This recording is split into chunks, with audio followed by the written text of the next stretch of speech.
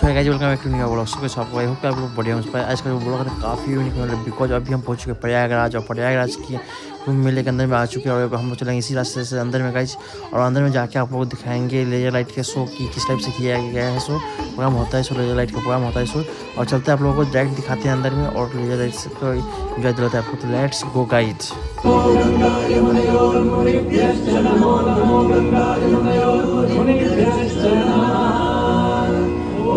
शांति शांति शांति।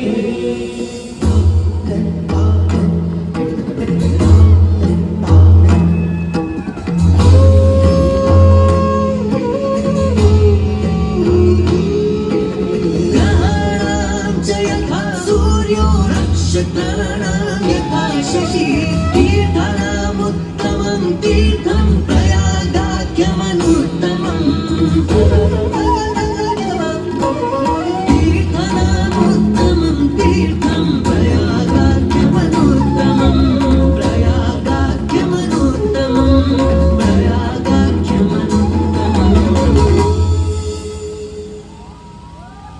सूर्य ग्रहों में श्रेष्ठ है और चंद्रमा नक्षत्रों में श्रेष्ठ है, उसी प्रकार प्रयाग सभी तीर्थों में सर्वश्रेष्ठ है।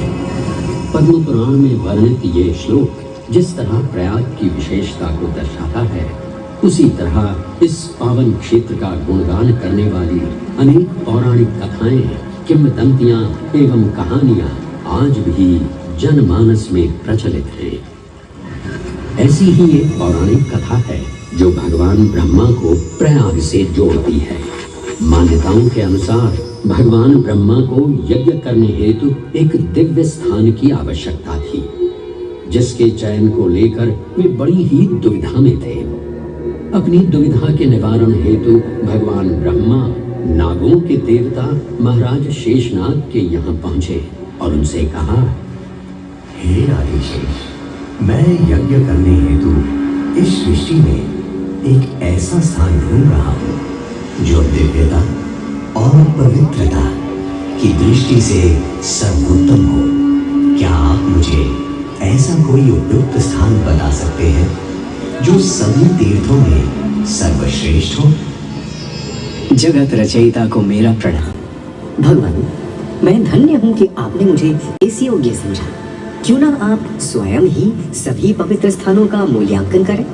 ऐसा कीजिए, आप तुला के एक पलड़े पर सप्तपुरियों को रखिए और दूसरे पलड़े पर भगवान विष्णु के स्थायी निवास प्रयाग को रखिए, जिसका भार सबसे अधिक आए।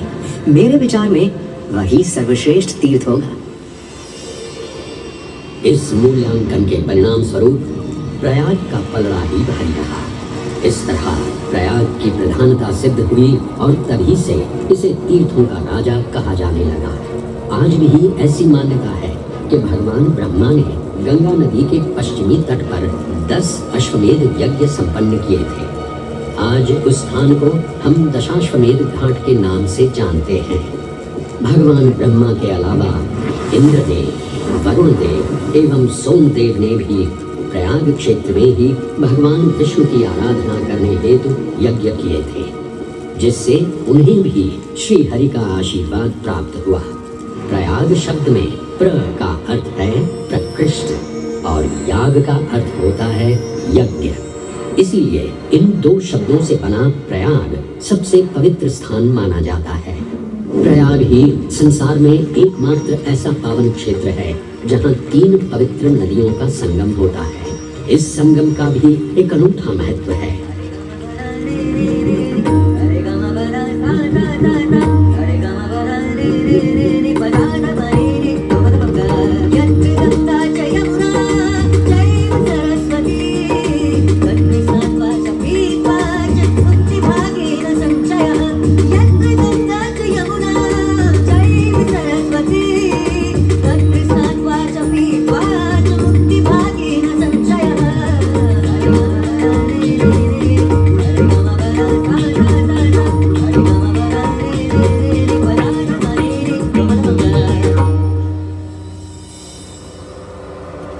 प्रयाग में गंगा, यमुना और सरस्वती जैसी 3 सबसे पवित्र और पूजनीय नदियों का दिव्य संगम होता है। इन नदियों के संगम में स्नान करने एवं संगम का जल ग्रहण करने से मनुष्य मुक्ति का अधिकारी बन जाता है और इसमें किंचित भी संदेह नहीं है। ब्रह्म पुराण में ब्रह्मा जी भी कहते हैं कि प्रयाग में सरस्वती जी अदृश्य रूप में आकर गंगा जी से मिलती हैं। इसलिए इस क्षेत्र को सरस्वती तीर्थ संगम भी कहा गया है। सरस्वती नदी के अदृश्य रूप से मिलने के पीछे भी एक पौराणिक कथा सुनने को मिलती है। ऐसा माना जाता है कि बद्रीनाथ क्षेत्र की गुफाओं में जब वेद व्यास जी भगवान गणेश को महाभारत की कथा सुना रहे थे, तब उस क्षण सरस्वती जी हिम शिखरों से टकराते हुए अपना मार्ग बनाती हुई बड़ी ही तीव्र गति से बह रही थी।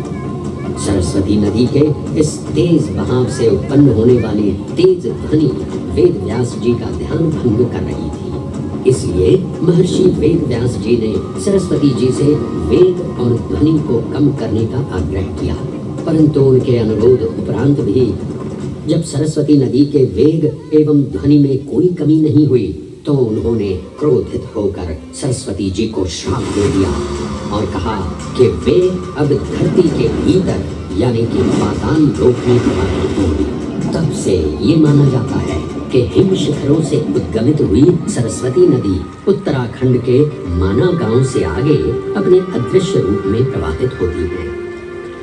आगे चलकर यही अदृश्य रूपी मां सरस्वती प्रयागराज में गंगा एवं यमुना नदी से मिलकर त्रिवेणी संगम को पूर्ण करती है। ये प्रयाग नगरी पवित्रता का उद्गम है, जिसके अंश हमें वेदों एवं पुराणों में भी मिलते हैं, जिनमें वर्णित है सुरों असुरों द्वारा हुआ समुद्र मंथन। अमृत प्राप्ति के लिए सुरों और असुरों ने एकजुट होकर क्षीर सागर का मंथन किया, जिसके संदर्भ में पुराणों में विभिन्न कथाएं देखने को मिलती हैं। उन्हीं कथाओं में एक कथा महर्षि दुर्वासा और इंद्रदेव से संबंधित है। इस कथा के अनुसार ऋषि दुर्वासा ने इंद्रदेव से प्रसन्न हो उन्हें पारिजात पुष्पों की एक दिव्य माला भेंट की, जिसे इंद्रदेव ने साधारण पुष्पों की माला समझ स्वयं धारण न कर उसे अपने वाहक गजराज ऐरावत के मस्तक पर रख दिया। पल भर में गजराज ने वो माला धरा पर गिरा उसे अपने पैरों तले रौंद दिया। ऋषि दुर्वासा से ये अपमान सहन न हुआ और उसी क्षण क्रोधित हो उन्होंने इंद्रदेव को श्राप दे दिया। हे अहंकारी इंद्र, तेरा इतना दुस्साहस कि तूने मेरा अपमान किया। जिस वैभव एवं शौर्य पर तू इतरा रहा है, क्षण भर में ही तेरा ये वैभव, प्रतिष्ठा, शक्तियां सब नष्ट हो जाएंगी। अत्रि पुत्र दुर्वासा समस्त देवगणों को श्रीहीन होने का श्राप। इस श्राप के परिणाम स्वरूप स्वर्गलोक से लेकर वैकुंठ धाम तक का सारा वैभव चला गया। जहां स्वर्गलोक में सभी देवता अपना वैभव एवं शक्तियां खो चुके थे, वहीं वैकुंठ धाम में मां लक्ष्मी भी क्षीर सागर की गहराइयों में चली गई। उनके जाते ही सृष्टि का संतुलन बिगड़ने लगा एवं असुर राजा बलि ने तीनों लोक अपने अधीन कर लिए। ये सब देखकर सभी देवतागण अपने श्राप के निवारण हेतु भगवान विष्णु की शरण में जा पहुंचे और कहने लगे, हे पालनहार, हे स्वामी, अब आप ही हमें इस श्राप से मुक्त होने का मार्ग बता सकते हैं, अन्यथा हम अपनी शक्तियों से सदैव वंचित ही रहेंगे और युद्ध में कभी भी असुरों का सामना नहीं कर पाएंगे। हे देवराज, ऋषि दुर्वासा के श्राप से सभी देवतागण जीवन मृत्यु के काल चक्र में बंध चुके हैं। इस काल चक्र एवं श्राप से मुक्त होने के लिए अब केवल एक ही मार्ग शेष है और वो है समुद्र मंथन। इस समुद्र मंथन से निकलने वाले रत्न ही आपके खोए हुए यश, वैभव और कीर्ति को पुनः स्थापित करेंगे। परंतु आपको इस मंथन के लिए असुरों के बल की भी आवश्यकता होगी, क्योंकि उनके बिना यह समुद्र मंथन संभव नहीं है। जैसी आपकी आज्ञा प्रभु, हम असुरों के साथ समुद्र मंथन करने के लिए तैयार हैं। देवताओं और असुरों ने एकमत होकर क्षीर सागर का मंथन करना स्वीकार किया। जहां मंदार पर्वत मथनी के रूप में आए तो वहीं वासुकी नाग को नेति की भूमिका मिली। भगवान विष्णु ने स्वयं कुर्म अवतार धारण कर मंदार पर्वत को उसका आधार प्रदान किया। क्षीर सागर को मथना शुरू किया गया और 14 रत्नों में सबसे पहले हलाहल विष उत्पन्न हुआ। उस विष के प्रभाव को कोई भी देवता या असुर सहन करने में समर्थ नहीं थे। इस कालकूट विष से सृष्टि का विनाश हो सकता था। इसीलिए इस आपदा से बचाने स्वयं देवों के देव महादेव प्रकट हुए और उन्होंने इस विष का पान किया। ये सब देख मां पार्वती ने विष को भगवान शिव के कंठ तक ही रोक दिया। इस कालकूट विष के प्रभाव से महादेव का कंठ नीला पड़ गया और तभी से उन्हें नीलकंठ के नाम से भी जाना जाने लगा।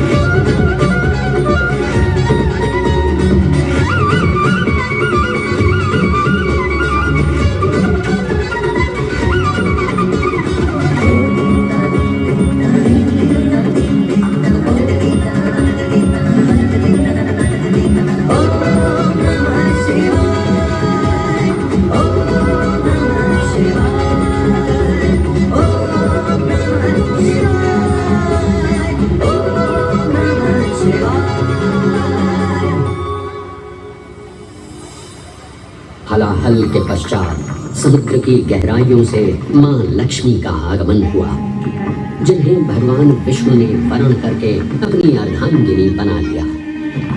इसके पश्चात समुद्र मंथन से एक एक कर कामधेनु गाय, पारिजात वृक्ष, चंद्र, कल्प वृक्ष, अपार सुंदर अप्सराएं, गंधर्व, शंख, उच्चैःषमा, वारुणी एवं कौस्तुभ मणि जैसे अनेक रत्न उत्पन्न हुए। लेकिन सभी को जिस रत्न की सबसे अधिक प्रतीक्षा थी, उस रत्न का निकलना अभी बाकी था।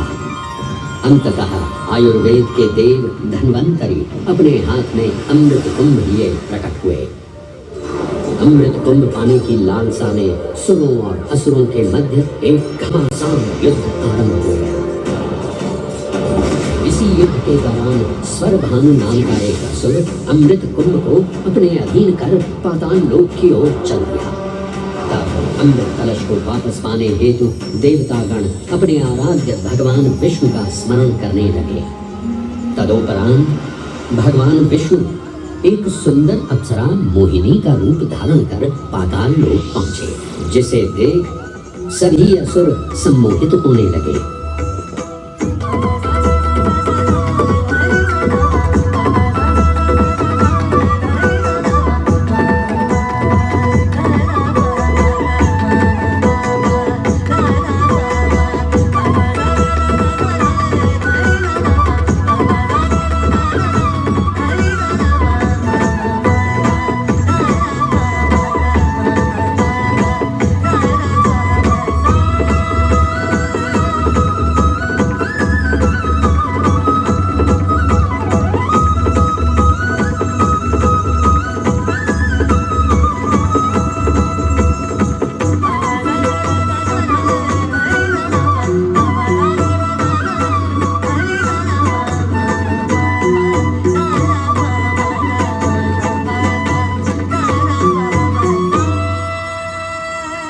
ये सुंदर अप्सरा कौन है? ये कहां से आई है? इसने तो मेरा मन ही मोह लिया।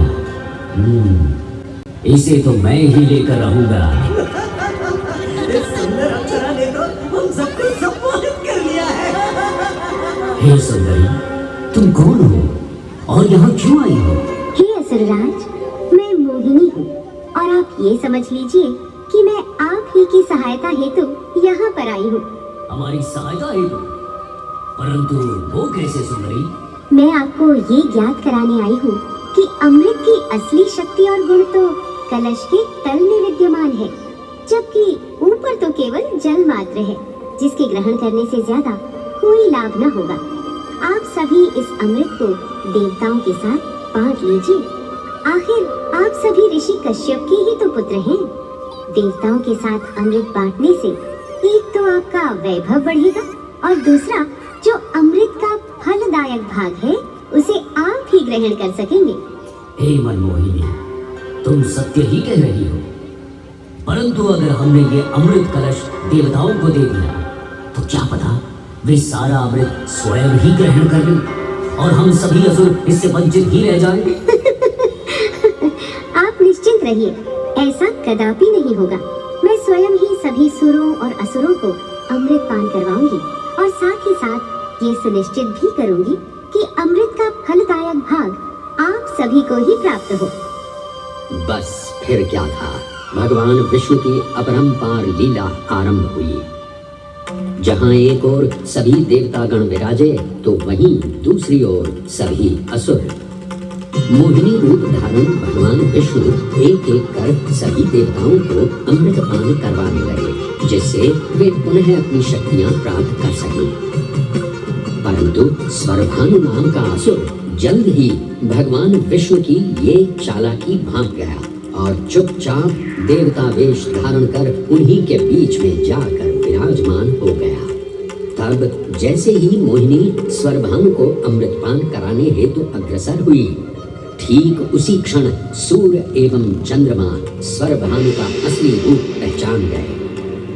ये ज्ञात होते ही भगवान विष्णु अपने मूल रूप में परिवर्तित हो गए और अपने सुदर्शन चक्र से स्वरभानु का सिर धड़ से अलग कर दिया। तब तक अमृत की 2 बूंदें स्वरभानु के कंठ से उतर चुकी थी, जिसके चलते वो अमरत्व प्राप्त कर चुका था। इस तरह स्वरभानु के कटे हुए सिर के भाग को राहु का नाम मिला और धड़ को केतु के नाम से जाना जाने लगा। माना जाता है कि प्रतिशोध की ज्वाला में ज्वलित राहु एवं केतु सूर्य एवं चंद्रमा पर ग्रहण लगाते हैं। इस प्रकार सूर्य और चंद्र पर ग्रहण लगना राहु और केतु का प्रतिशोध माना जाता है। भगवान विष्णु की ये लीला देख सभी असुर अचंभित हो उठे। इससे पहले कि वे कोई प्रतिक्रिया दे पाते, भगवान विष्णु के वाहन पक्षीराज गरुड़ ने शीघ्रता से अमृत कलश को उठा लिया और अपने साथ लेकर स्वर्गलोक की ओर उड़ चले। कहते हैं पक्षीराज की इस यात्रा के दौरान पृथ्वी पर 4 जगह अमृत की कुछ बूंदें छलक कर गिर पड़ी थी और इन बूंदों से उन नगरों की नदियों के पानी में अमृत जैसे गुण आ गए थे। वे 4 स्थान हरिद्वार, प्रयाग, उज्जैन एवं नासिक हैं और यही कारण है कि इन 4 नगरों में कुंभ का पर्व मनाया जाता है।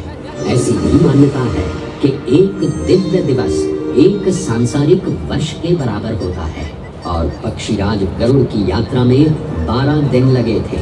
इसीलिए हर 12वें वर्ष में कुंभ पर्व मनाया जाता है।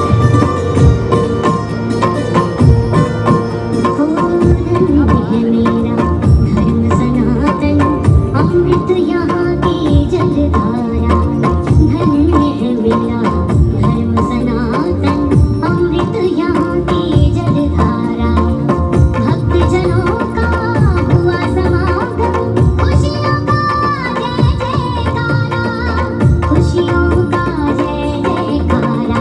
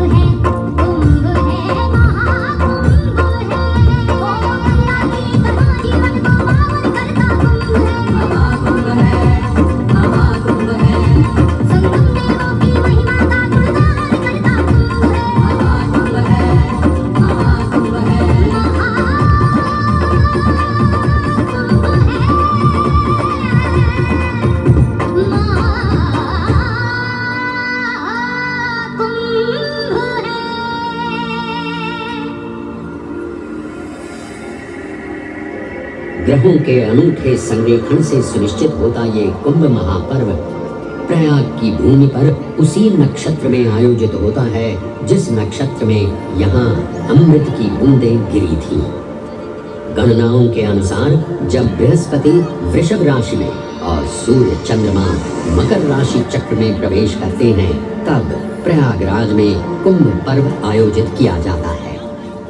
सनातन धर्म की प्राचीनतम धरोहर माना जाने वाला ये कुंभ पर्व भारत ही नहीं बल्कि विश्व भर से आए करोड़ों श्रद्धालुओं का स्वागत करता है। कुंभ पर्व केवल एक पर्व ही नहीं बल्कि एक तीर्थ का अवसर भी है जहां लाखों करोड़ों श्रद्धालु कल्पवास के नियमों का पालन करते हैं। पौष पूर्णिमा से लेकर माघ पूर्णिमा तक चलने वाले कल्पवास के दौरान तीर्थालु सांसारिक सुखों को त्याग कर तपस्वी संतों की तरह कुटिया में रहते हैं। उनकी दिनचर्या ब्रह्म मुहूर्त में गंगा स्नान से शुरू हो संध्या वंदना और भजन कीर्तन जैसे आध्यात्मिक कार्यों के साथ रात्रि तक समाप्त होती है। श्रद्धालु दिन में केवल एक ही बार भोजन ग्रहण कर मानसिक रूप से धैर्य, अहिंसा और भक्ति भाव में लिप्त रहते हैं। ऐसी मान्यता है कि जो कल्पवासी मोक्ष की अभिलाषा लिए कुंभ पर्व में कल्पवास के नियमों का पालन करते हैं उन्हें मोक्ष अवश्य ही प्राप्त होता है। पारंपरिक रूप से इस आध्यात्मिक पर्व की औपचारिक शुरुआत का श्रेय 8वीं शताब्दी के हिंदू दार्शनिक और संत आदि शंकराचार्य को दिया जाता है।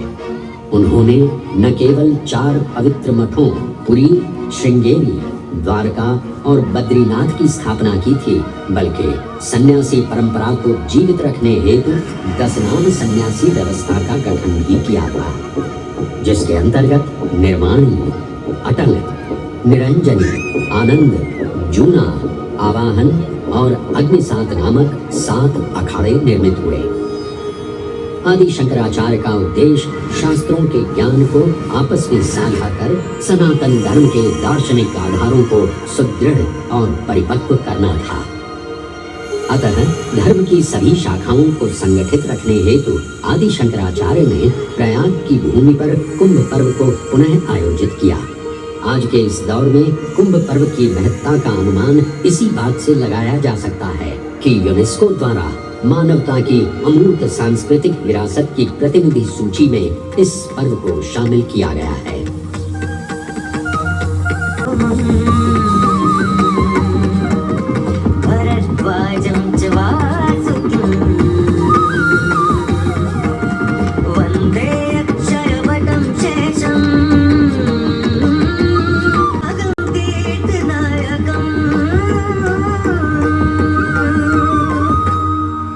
त्रिवेणी, माधव, सोम, भरद्वाज, वासुकी, अक्षयवट और शेषनाग प्रयाग के इन 7 तीर्थ नायकों की हम वंदना करते हैं परंतु उक्त 7 तीर्थ नायकों में वेणी माधव का ही प्रमुख स्थान है।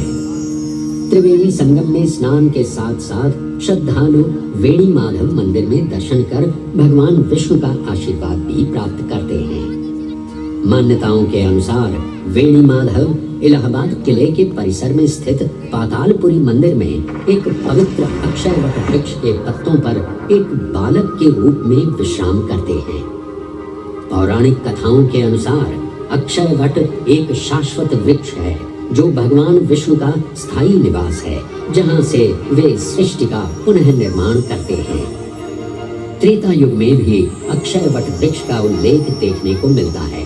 कहा जाता है कि भगवान श्री राम, माता सीता एवं अनुज लक्ष्मण अपने वनवास काल में इस स्थान पर आए थे। वैसे तो भगवान श्री राम का वनवास प्रयाग में श्रृंगी ऋषि को समर्पित श्रृंगवेरपुर धाम से आरंभ होता है। ये वही स्थान है जहां निषाद राज गुह ने भगवान श्री राम, माता सीता और अनुज लक्ष्मण को गंगा पार जाने के लिए सहायता प्रदान की थी।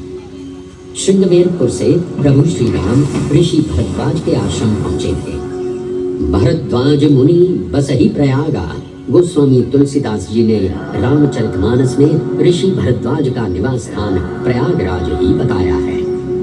ऋषि भरद्वाज से त्रिवेणी संगम की महिमा सुन प्रभु श्री राम, माता सीता और अनुज लक्ष्मण त्रिवेणी संगम में स्नान कर तीनों नदियों का आशीर्वाद प्राप्त करते हैं। इसी कड़ी में एक प्रचलित कथा के अनुसार संगम तट पर ही माता सीता ने प्रभु श्री राम से महादेव और परम शक्ति मां पार्वती की आराधना करने की अपनी मनोकामना को व्यक्त किया था, जिसके उपरांत प्रभु श्री राम ने यमुना तट पर भगवान भोलेनाथ और मां पार्वती को समर्पित एक मंदिर का निर्माण करवाया था, जिसे आज हम मनकामेश्वर मंदिर के नाम से भी जानते हैं। त्रेता युग में स्वयं प्रभु श्री राम ने माता सीता के साथ इसी मंदिर में भगवान शिव एवं मां पार्वती की पूजा अर्चना कर उनसे आशीर्वाद प्राप्त किया था। महादेव के इस प्राचीन मंदिर से अगर थोड़ा आगे चले तो उन्हीं के अंशावतार पवन पुत्र हनुमान जी का मंदिर भी विद्यमान है। ये एक ऐसा अनूठा मंदिर है जहां हनुमान जी लेटे हुए दिखाई देते हैं। प्रचलित कथाओं की माने तो हनुमान जी के आदेशानुसार बाघंबरी बाबा को इस तट पर उत्खनन करते समय हनुमान जी की एक दिव्य मूर्ति प्राप्त हुई थी, जिसके फलस्वरूप आज यहाँ बड़े हनुमान जी का मंदिर विद्यमान है। इस चमत्कार से विस्मयाभिभूत हुए बाबा बाघंबरी ने हनुमान जी की सेवा में अपना जीवन समर्पित कर दिया। आज भी इस मंदिर की देखरेख का कार्यभार बाघंबरी गद्दी ने ही संभाल रखा है। पुराणों एवं अनेक धार्मिक ग्रंथों में वर्णित प्रयाग क्षेत्र के कौशाम्बी का उल्लेख देखने को मिलता है। कौशाम्बी प्राचीन भारतीय वत्स महाजनपद की राजधानी थी। गौतम बुद्ध ने अपने तपस्वी जीवन के 6वें और 9वें वर्ष यहीं बिताए और अपने अनुयायियों को कई महत्वपूर्ण धर्मोपदेश भी दिए। बौद्ध धर्म से अगर जैन परंपरा की ओर चलें तो ऐसी मान्यताएं आज भी प्रचलित हैं कि प्राचीन तीर्थंकर ऋषभदेव ने भी वत्स देश में ही ज्ञान प्राप्त किया था। इसके अलावा छठे जैन तीर्थंकर पद्म प्रभु का जन्म इक्ष्वाकु वंश में राजा श्रीधर और रानी सुसीमा देवी के घर कौशाम्बी में ही हुआ था। यहाँ तक कि मगध सम्राट अशोक ने भी अपनी शाही देखभाल के लिए इसे अपनी उपराजधानी बनाया था। तथ्यों को टटोलें तो अशोक की लाट आज भी इस क्षेत्र में देखने को मिलती है। धार्मिक विविधता से परिपूर्ण प्रयाग क्षेत्र एक ऐसा अनूठा क्षेत्र है जहां ज्ञान का प्रकाश फैलाने सिख गुरु भी पधारे हैं।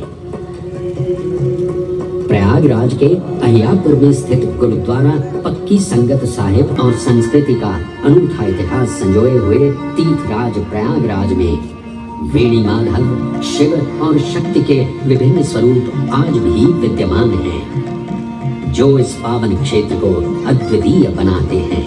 प्रयागराज की इतनी विशाल पृष्ठभूमि समझने के बाद लगता है कि ये कहना कभी गलत नहीं होगा कि प्रयागराज सिर्फ एक शहर नहीं बल्कि अपने अंदर दैवीयता, विविधता और धार्मिकता को संजोए हमारा पूर्ण गौरवशाली इतिहास है।